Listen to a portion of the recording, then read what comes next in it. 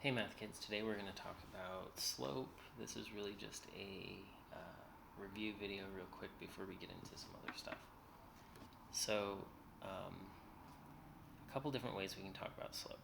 So from a visual point of view, slope is just how steep a line is. So if we have a line like this, where this is at -3 and this is at +2, the slope, we can think of it as rise over run. Now,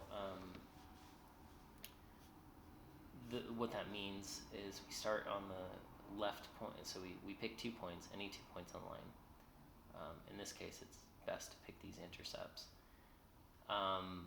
If you have a grid, it's best to pick something that goes straight through the corners of the grid to get an accurate count. Now, if I'm starting at this point right here, I just want to count up how many it takes to get to here. So if I'm down here at 0, I have to go 1, 2. So my rise is 2, and then run is 1, 2, 3. And so overall my slope, which is often written as m, so my slope for that line is 2/3.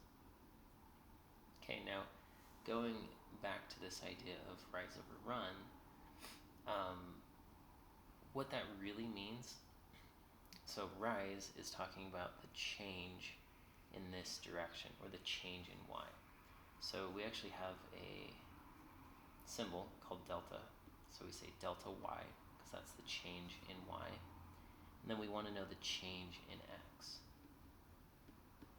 And so this expression, rise over run, in a little bit more mathy terms, is going to be how much we change in the y direction divided by how much we change in the x direction. And so as we're doing that, we can break that down even a little bit further. So if we think of this point right here as -3, 0, and this point as 0, 2, we can call this point number 1, and so this would be our x1 value, and this would be our y1 value.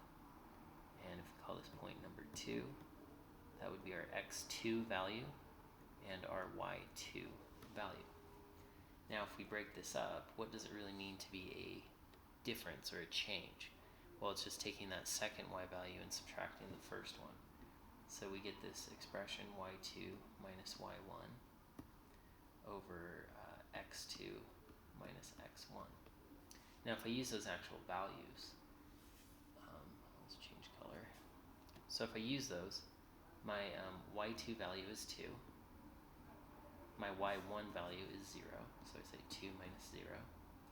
On the bottom, I have -3 goes right, oh wait, sorry, x2 is 0 minus -3. So if I simplify the top, I get 2. If I think of 0 minus a -3, that's like saying plus. So that's 2 over 3. And we ended up getting the same answer that we got when we approached it visually from the graph. Okay, so that's as far as I'm going to go over this today. That was just a quick review on slope. If you need additional help, please come to Math Lab. Until then, calculator.